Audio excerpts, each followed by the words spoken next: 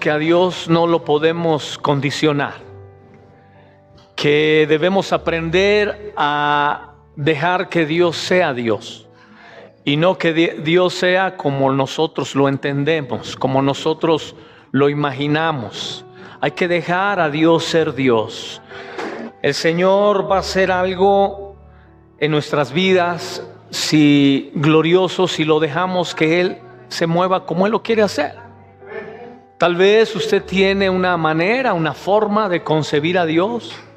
Bueno, vamos a ver a través de la Escritura que muchas veces esa manera, esa forma, no es la de Dios. Amén.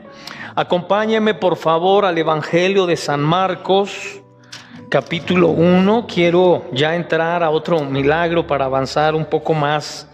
Marcos capítulo 1, verso 29 al 34. Vamos a leer tres pasajes diferentes en los evangelios, pero es el mismo acontecimiento.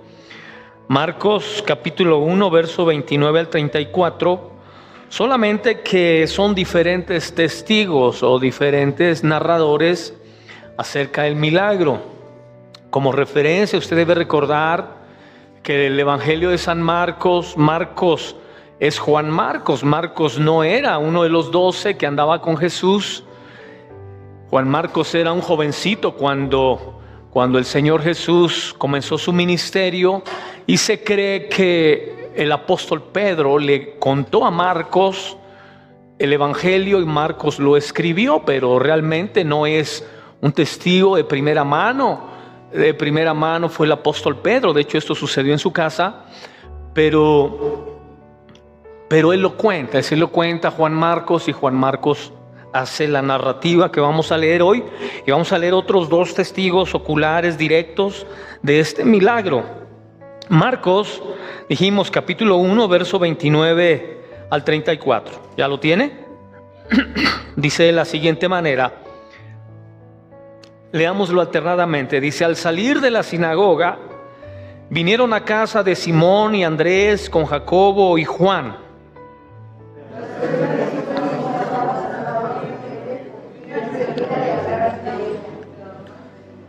Entonces él se acercó y la tomó de la mano y la levantó, e inmediatamente le dejó la fiebre y ella le servía. Subráyele ahí, subráyele en su mente, ¿verdad?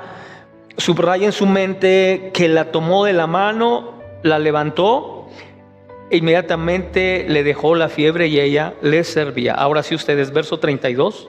Cuando llegó la noche, luego se trajeron todos los que tenían enfermedades y a los endemoniados.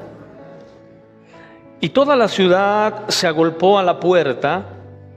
Sanaron muchos que estaban enfermos de diversas enfermedades, y echó fuera muchos demonios, y no dejaba hablar a los demonios porque les conocían. Amén.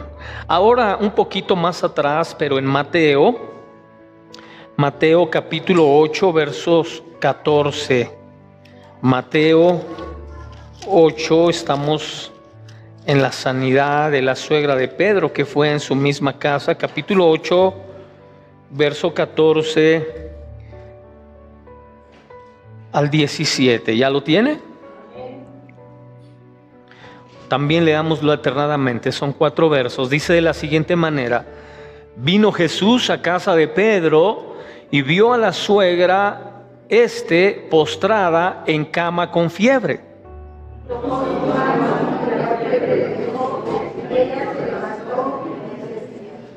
Ahora subráyele que tocó su mano. Verso 16: y cuando llegó la noche, trajeron a él muchachos endemoniados, y con la palabra echó fuera los demonios y sanó a todos los enfermos.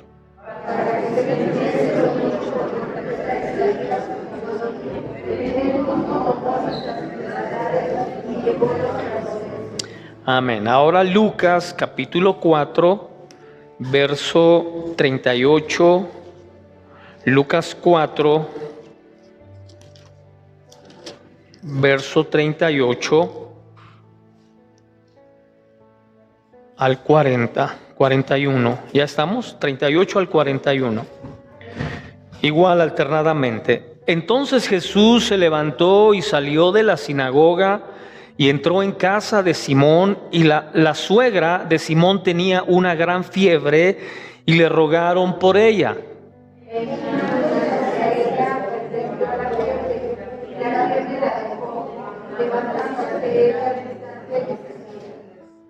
Al ponerse el sol, todos los que tenían enfermos de diversas enfermedades los traían a él, y él, poniendo las manos sobre cada uno de ellos, los sanaba.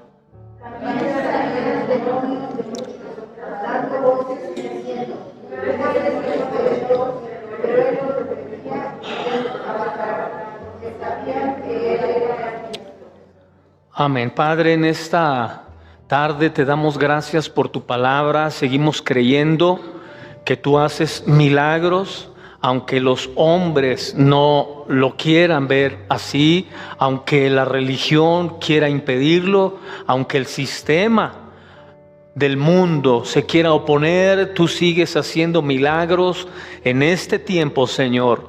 Milagros poderosos, gloriosos, que aún a veces van más allá del momento, más allá de la curación o la sanidad física, porque tienen que ver con la eternidad. Dios, te damos gracias por ser parte de estos milagros en este tiempo, Señor. En el nombre de Cristo Jesús te damos gracias. Amén. Amén. Entonces, en el pasaje que comenzamos para analizar este milagro de San Marcos, capítulo 1, verso 29 al 34, dice la Escritura que iban saliendo de la sinagoga. Si se atrasa unos versos más, en el verso 21 y 22 dice que habían entrado en Capernaum, y los días de reposo, entrando en la sinagoga, él le enseñaba. Y se admiraban de su doctrina, porque les enseñaba como quien tiene autoridad y no como los escribas. E inmediatamente después entramos a estos milagros que Jesús hace en el día de reposo. Hemos dicho que el día de reposo era un día prohibido para hacer milagros, porque consideraban a Jesús como un curandero o como un médico de ese tiempo, y no podían trabajar en día sábado porque era día de reposo. Pero dijimos que el Señor es el reposo real, el reposo que las personas necesitaban en ese tiempo y que necesitamos hoy en día, es el Señor. Amén.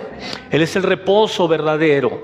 El reposo muchas veces no te lo va a dar el tener un cuerpo saludable, no te lo va a dar el tener una buena economía, no te lo va a dar el tener un buen trabajo, no te lo va a dar el tener una buena familia. El reposo real solamente te lo puede dar el Señor Jesús. Él es el reposo, y por eso lo necesitamos en cualquier circunstancia en la que estemos, sea negativa, positiva, sea favorable, sea que esté en oposición a lo que queremos. El único reposo que tú puedes tener es Cristo. Hace un momento estábamos hablando de la sanidad del hombre hidrópico, que había tenido problemas de hinchamiento en su cuerpo, y dijimos que el reposo para esta enfermedad del orgullo era Cristo.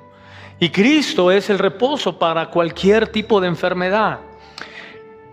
En este pasaje vemos que hay una enfermedad que tiene que ver con fiebre, posiblemente alguna infección,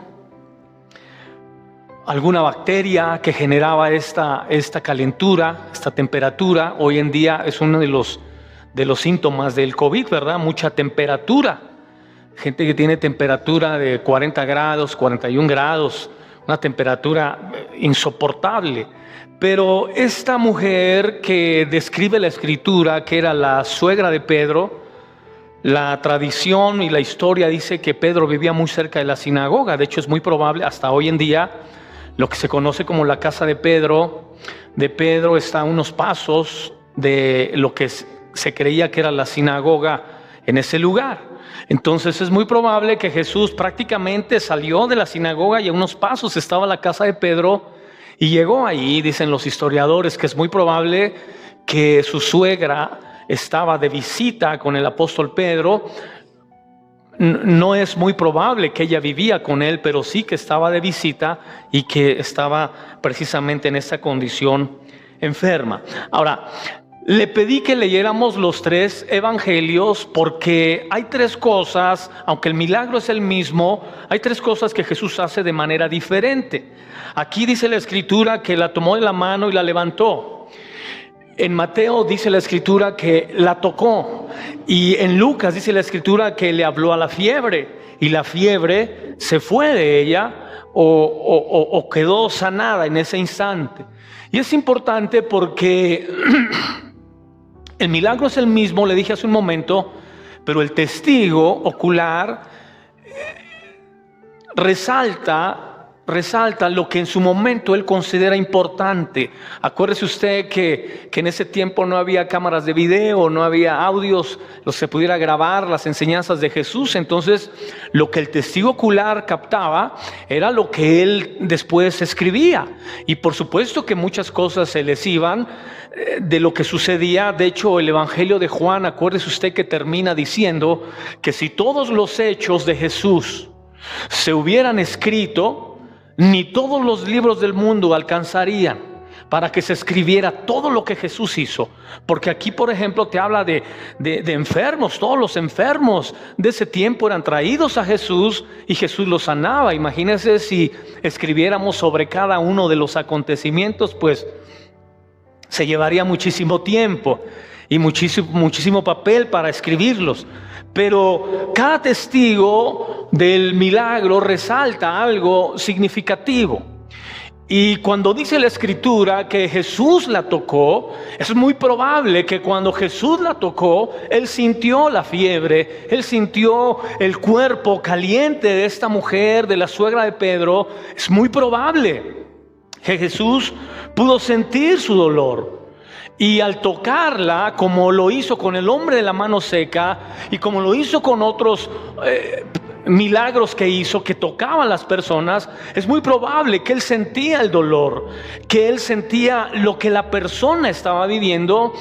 Y eso es algo característico en Jesús, el toque de su mano. El toque de su mano sobre los cuerpos enfermos o sobre las circunstancias adversas marcan en la vida de las personas algo muy significativo. ¿Por qué? Bueno, ahora que la ciencia explica muchas cosas, lo entendemos mejor. Usted sabe, por ejemplo, que la manera como se domestican o se adiestran a los elefantes en la India es que cuando son bebés, elefantes bebés pequeños, les ponen una cadena en el pie y la amarran o la aseguran a un poste. Y el bebé elefante, por supuesto que no puede soltarse de esa cadena, pero usted sabe muy bien que un día ese elefante bebé pequeño llega a crecer. Crece y se hace muy grande y pesa muchas toneladas, pero usted los ha visto en los circos. Ya ni siquiera les ponen cadena, solamente les ponen un lazo y los atan a una estaca, a un tubo. Y el elefante, aunque tiene la fuerza, tiene el peso para soltarse de ese poste, él ya no se suelta. ¿Por qué? Porque en su cerebro, desde que es bebé, se le ha generado lo que se conoce como desesperanza. Es decir, que el elefante no tiene nunca ya la esperanza de que algún día él se pueda soltar. Ya no tiene la esperanza, aunque sea un lazo, ya ni siquiera es cadena, un lazo, aunque el poste esté endeble, él ya, su mente ha generado tal desesperanza que ya no aspira nunca a poderse soltar. Entonces, así como se puede crear desesperanza, también se puede generar esperanza en la mente y en el interior de las personas. Como es lo que sucedió con este elefante. Cuando generas desesperanza, hicieron otro experimento, pero con ratones. El experimento con ratones consistía en que en un tambo de agua, el psicólogo, el terapeuta, tomaba al ratón y lo echaba en el tambo de agua, y el ratón estaba nadando, por supuesto, sin poder salir, nadando, y cuando entraba en pánico ya para ahogarse, que ya se iba a morir, el psicólogo lo tomaba al ratón y lo sacaba y le daba un poco de comida y lo tenía un momento en sus manos, y ya que lo tranquilizaba y saciaba su hambre, lo regresaba otra vez al tambo de agua, y otra vez en el tambo de agua el ratón empezaba a nadar y a nadar y a nadar y a luchar y a luchar. Y cuando el terapeuta veía que el ratón entraba en pánico y que se iba a ahogar, otra vez lo sacaba, pero la segunda vez ya no duró 10 minutos, la segunda vez duró 17 minutos. Entonces lo sacó, otra vez lo puso en sus manos, otra vez le dio de comer, lo tranquilizó y lo volvió a echar otra vez al agua. Y lo echó por tercera vez, y en la tercera vez otra vez el ratón comenzó a nadar, tratando de salir. Usted sabe que nunca iba a poder salir, pero él intentaba, nadando. La tercera vez duró media hora. Cuando ya entró en pánico y ya estaba para ahogarse, otra vez el terapeuta tomó al ratón, lo sacó y otra vez le dio un poco de comida y lo tranquilizó, y lo volvió a echar otra cuarta vez. En la cuarta vez, otra vez el ratón empezó a nadar, y ahí duró una hora.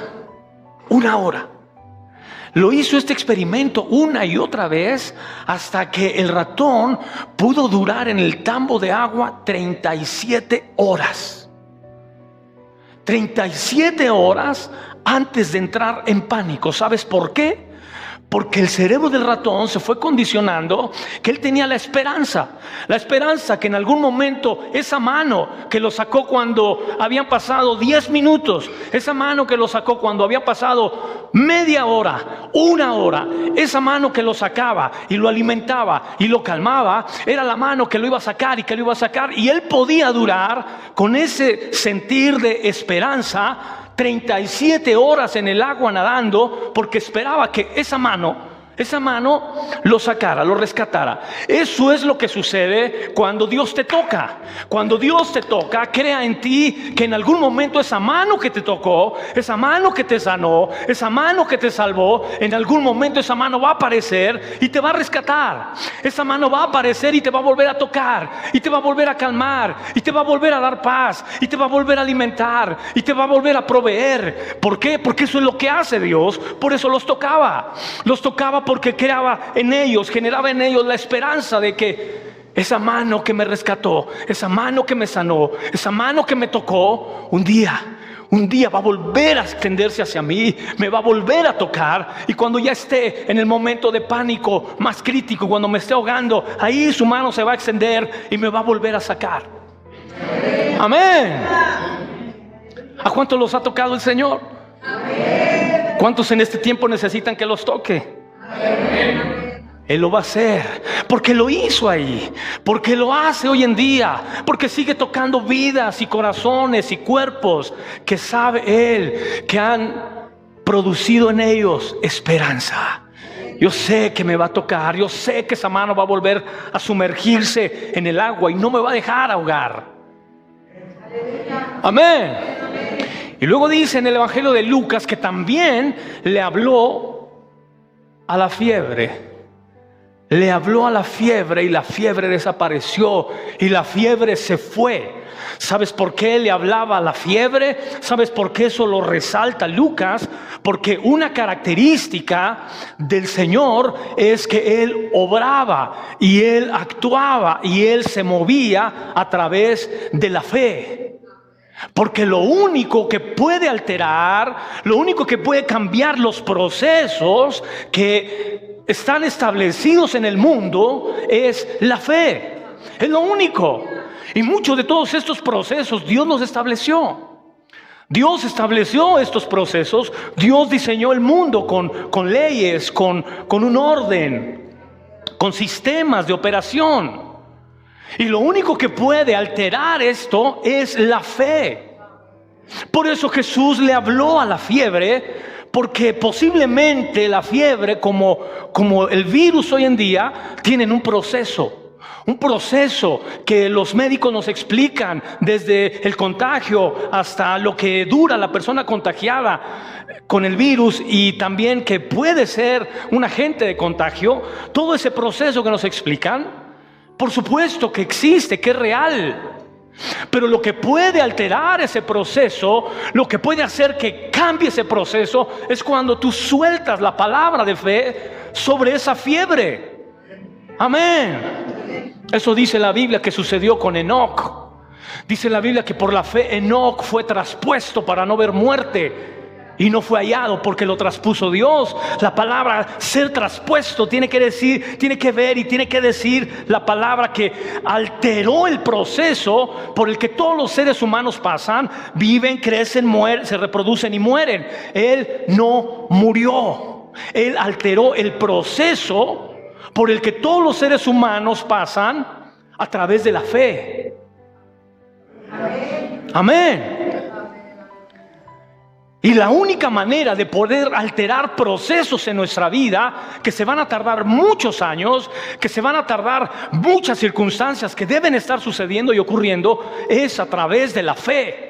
Cuando tú comienzas a hablar a través de la fe a tu relación de pareja, te han dicho, para que una relación de pareja se establezca va a tener que pasar esto y esto, y va a pasar tanto tiempo, y van a tener que suceder tal o cual cosa. Y tú dices, no, eso no sucederá conmigo. Yo le voy a hablar a mi relación y voy a alterar el proceso para que esa relación se establezca. Amén. Lo mismo nos sucede con los hijos. Cuando te dicen los hijos, cuando llegan a la adolescencia, se vuelven rebeldes, se vuelven desobedientes, y tú dices, no, eso no va a suceder conmigo. Yo voy a hablarle a su adolescencia, a su juventud. ¿Para qué? Para que ese proceso sea alterado. Amén. Y por supuesto que sucede. Yo tengo esa experiencia. Claro que también tienes situaciones adversas, difíciles. Claro que también hay oposición.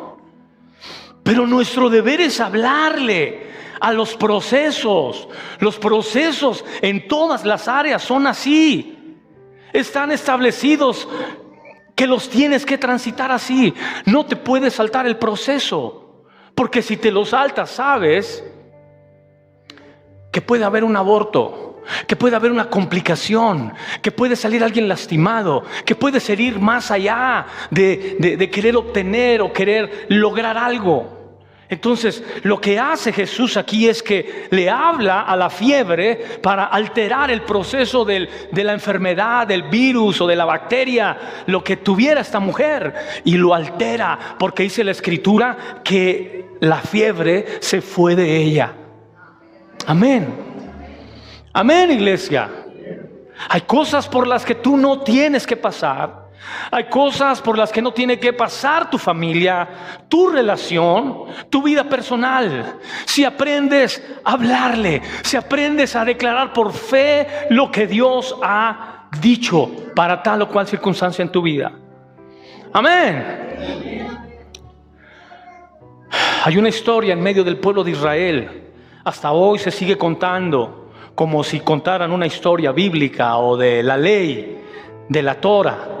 Y es la historia de un hombre, de un anciano que vivía entre los tiempos 100 años antes del tiempo de Jesús, que nosotros le llamamos, o los teólogos le llaman el tiempo del oscurantismo. Son 600 años entre Malaquías y Mateo, donde no hay revelación de la Escritura, donde no hay manifestación de Dios, donde no hay profecía, donde no se escribe nada. Hay un tremendo silencio de 600 años donde parece que no sucedió nada. Pero ahí había un hombre que se me va en este momento su nombre de él, un judío anciano que vivió 100 años antes de Jesús.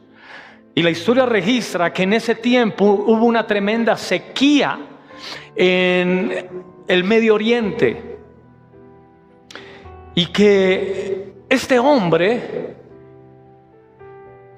Vivía a las orillas de la ciudad de Jerusalén. Pero esta sequía ya había producido muchos conflictos, a grado tal, cuenta la historia, que el pueblo de Israel ya comía el alimento que se le daba a los animales. Ya no había alimento que consumían los seres humanos. Ya era una sequía tremenda y habían hecho su último intento por sembrar y cosechar alimento comestible para el ser humano. Y no llovía. Y fueron con este anciano para que él orara por lluvia. Y dice la historia que el anciano salió con estos cabezas de tribus, salió a hablar con ellos y escuchó la petición, y llevaba un bastón en sus manos, y tomó el bastón y comenzó a hacer un círculo en la tierra con su bastón alrededor de él. Y mientras que él hacía el círculo, los cabezas de tribus no entendían qué es lo que el anciano iba a hacer, pero les llamaba la atención que estuviera haciendo este círculo a su alrededor. Y dice la historia que una vez que terminó el círculo, se hincó ahí en el círculo y le dijo a Dios y le dijo al pueblo: no me voy a levantar de aquí hasta que llueva. No voy a salir de este círculo hasta que llueva.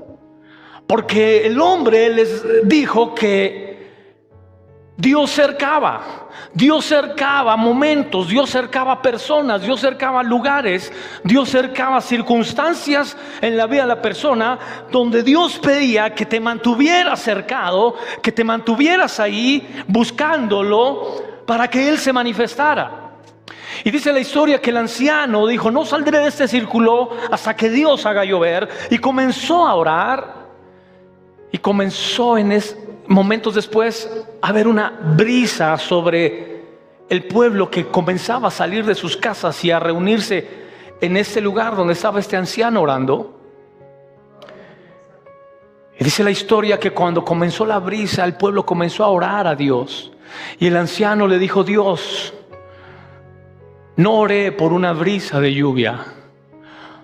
Estoy orando por una lluvia que llene nuestros estanques, por una lluvia que riegue nuestros campos, por una lluvia que llene nuestros pozos y nos dé agua para poder continuar viviendo.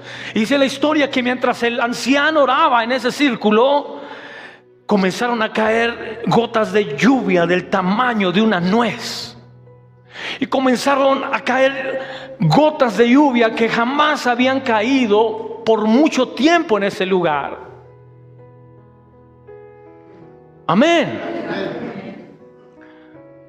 Porque cuando tú comienzas a hablar a la lluvia, al problema, a la fiebre, a la situación, y te paras con esa seguridad y con esa firmeza de que Dios puede alterar los procesos que están establecidos en el ambiente, en tu vida, en tu familia, Dios se puede glorificar. El problema es que no nos encerramos en un círculo. El problema es que no perseveramos en ello. El problema es que no nos mantenemos ahí, que oramos y hasta se nos olvida, que oramos y soltamos esa declaración de fe. Iglesia, ha llegado este tiempo de hacer un círculo a la enfermedad. Y decirle: Dios, no me voy a salir de este círculo hasta que no salga de aquí sano, hasta que no salga de aquí bendecido, hasta que no salga de aquí con el problema resuelto. Eso es lo que Dios espera que hagamos. Dice la Escritura que a Jesús le estaban insistiendo los discípulos que hiciera algo por la suegra de Pedro, que hiciera algo por esta mujer enferma.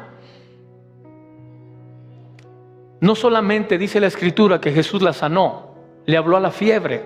Dice la Escritura que la tomó en la mano y la levantó. Ahora escúchame bien, solo le estoy poniendo en el contexto de la historia, pero no le he dicho realmente qué es lo que representa la historia. ¿Por qué la sanó de la fiebre? ¿Por qué hace énfasis en la fiebre? ¿Por qué hace énfasis en el hombre la mano seca? ¿Por qué hace énfasis en el ciego? ¿Por qué hace énfasis en el paralítico de Betesda? ¿Por qué hace énfasis en enfermedades físicas que tienen que ver con situaciones internas, con situaciones espirituales? ¿Por qué? Porque eso solamente es la muestra de la fiebre que nos ataca hoy en día a usted y a mí, de la fiebre de la que los fariseos y los saduceos estaban impregnados en el tiempo de Jesús. Es una fiebre de aceptación, es una fiebre de reconocimiento, es una fiebre de éxito, es una fiebre de tener, de alcanzar, de lograr algo, de ser alguien. De eso está lleno el mundo. Esa es la fiebre que al mundo lo tiene enfermo. Y es una fiebre de 41 grados que los hace hacer locuras, disvariar, que los hace comportarse de una manera totalmente ilógica. Amén. Una historia que usted conoce muy bien: Mike Tyson. Mike Tyson llegó a ser el campeón de los pesos pesados. El hombre tenía fiebre de reconocimiento, de éxito, de tener dinero, de ser alguien, de lograr algo. Y cuando él terminó su carrera, la terminó en la miseria. Después de ganar más de $300 millones.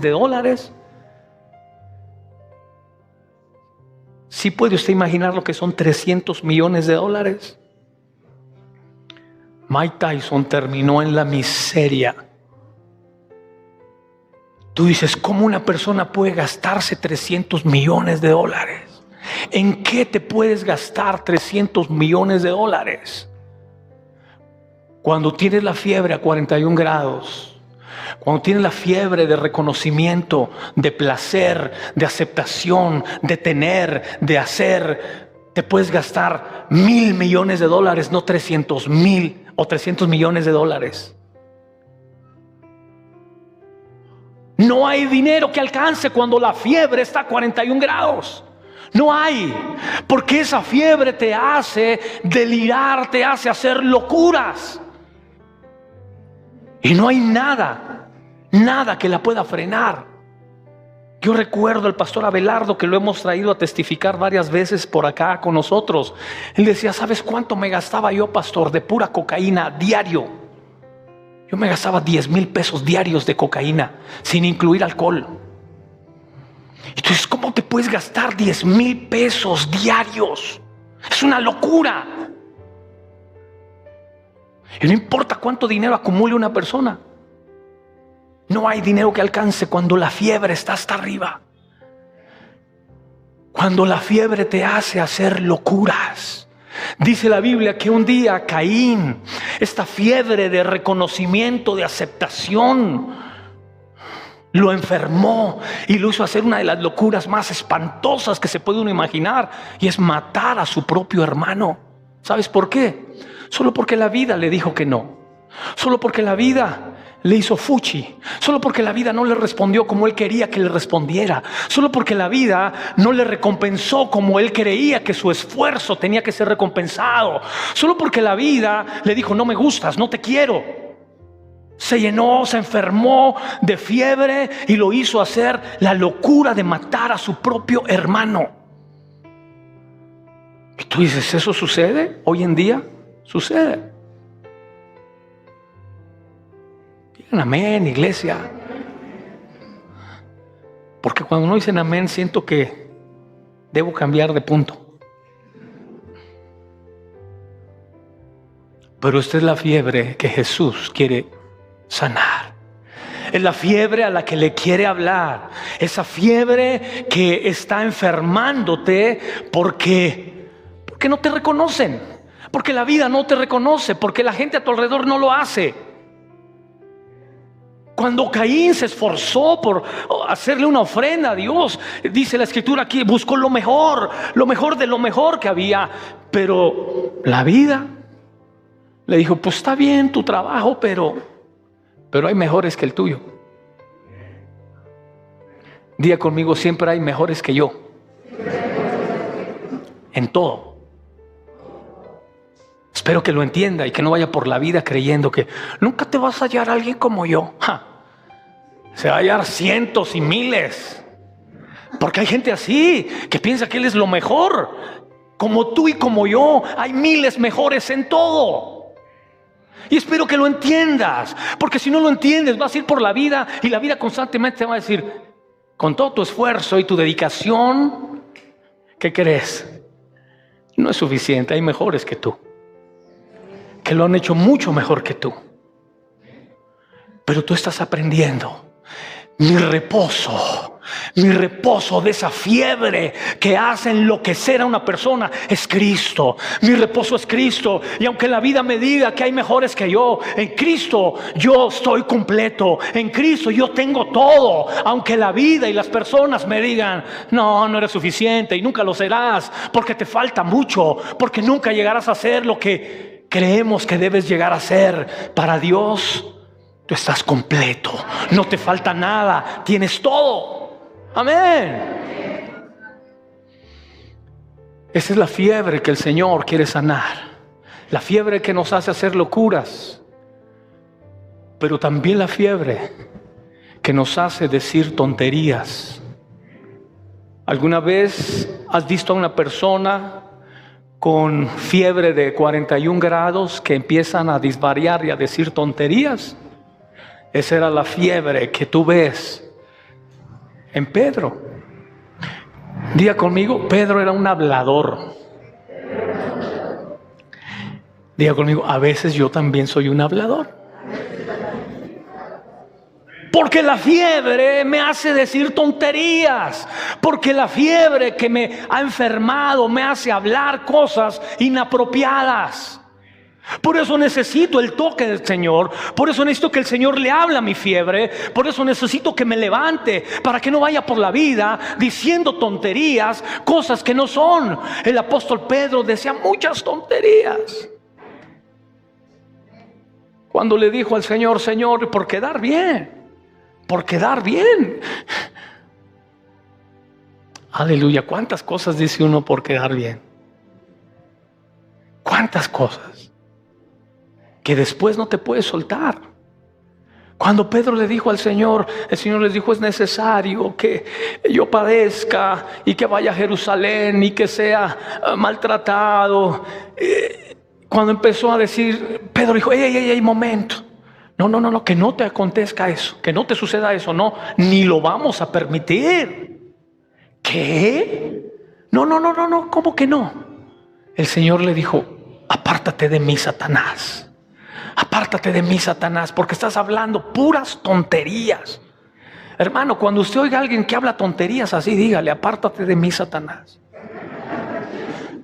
Si usted es el que está diciendo tonterías, usted mismo diga, apártate de mí, Satanás, porque estoy hablando incoherencias. La fiebre está hasta arriba y necesito que el Señor me toque para que se baje esa temperatura.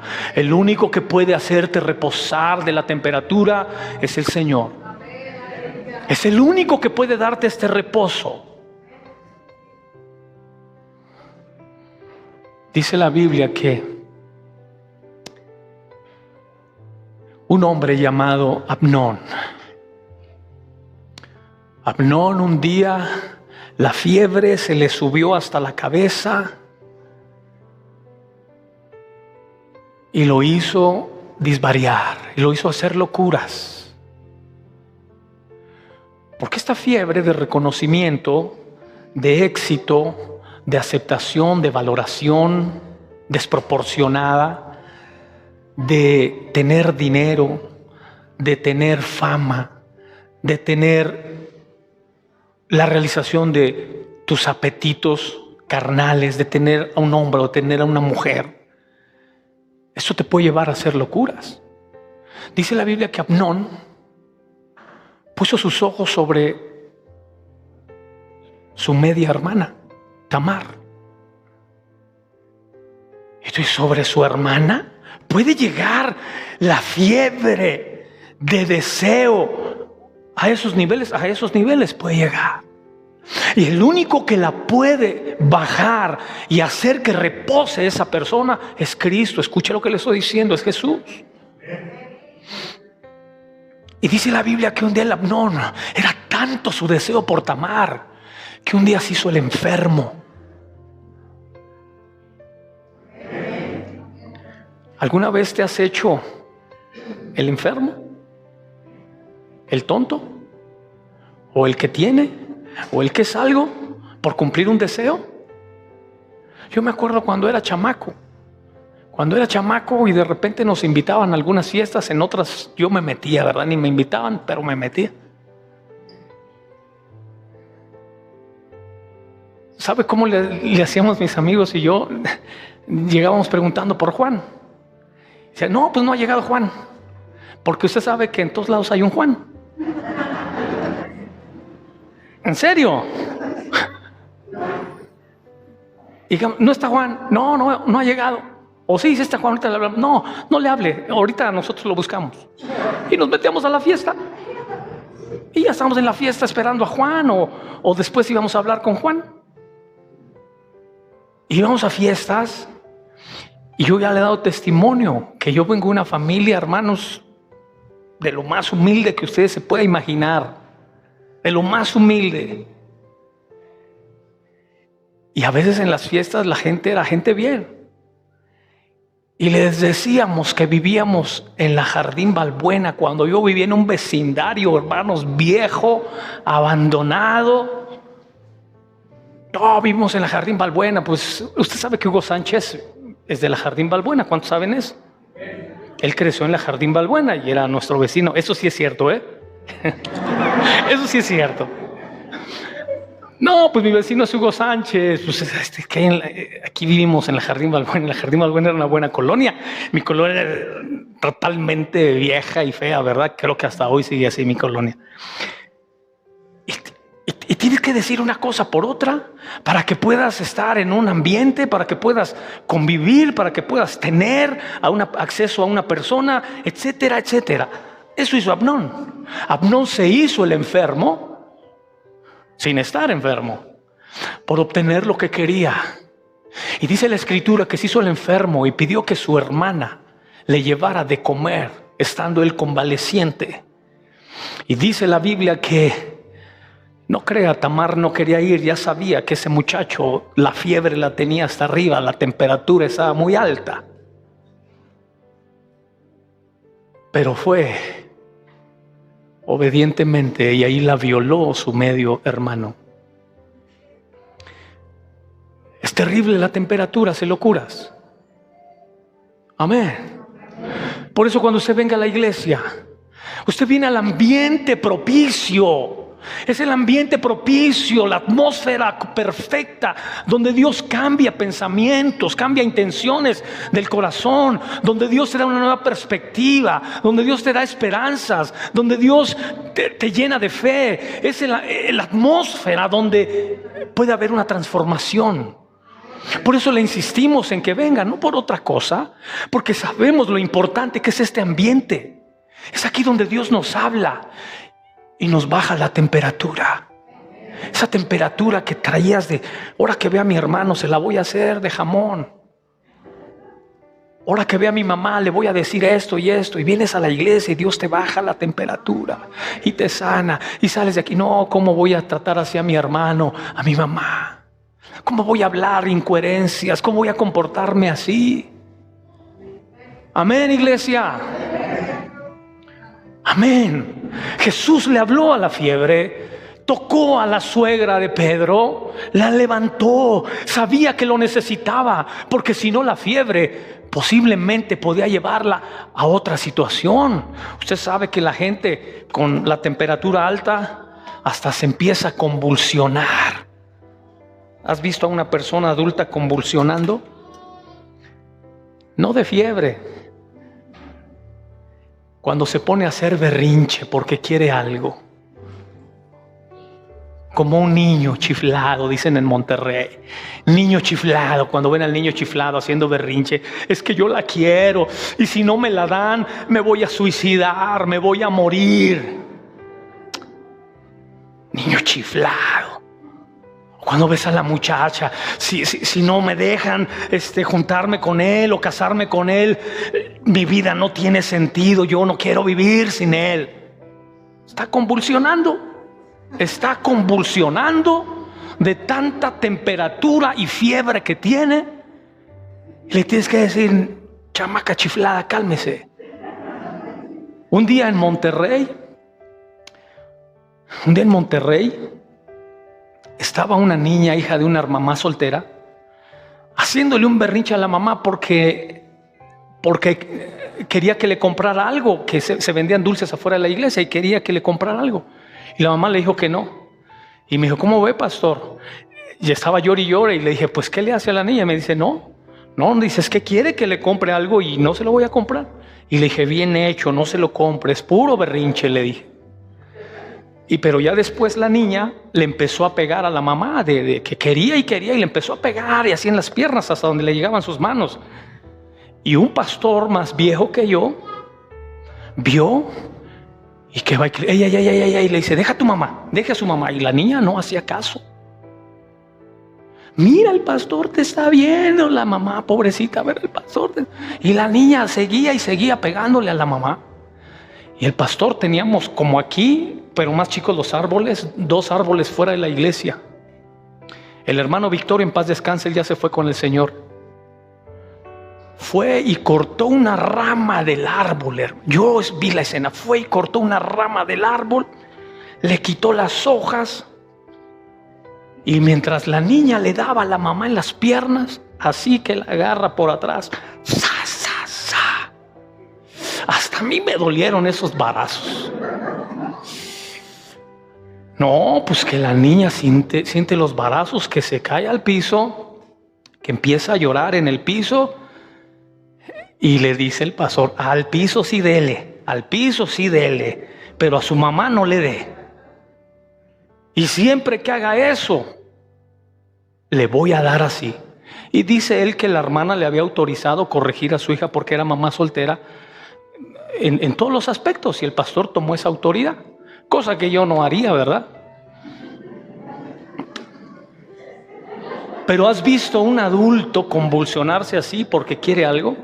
Manotearle a Dios, manotearle a la vida, manotearle a quien sea porque quiere eso. Tienes que entender, tiene la fiebre hasta arriba. El único que se la puede bajar es Dios. Es Dios. Y si no, va a ser tonterías. Hoy Dios, iglesia, hoy Dios quiere hacer milagros en nosotros. En el área que sea, bajarnos la temperatura. Ya sea tocándonos,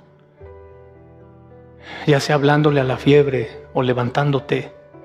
Pero Él lo quiere hacer hoy. Antes que lleguemos a semáforo verde y podamos salir libremente y hacer tonterías. O que ya ni necesitas el semáforo verde, vas a hacer lo que quieres hacer. Hoy Dios te dice, detente, yo tengo planes gloriosos para ti, planes maravillosos, planes perfectos. Ponte de pie, vamos a orar.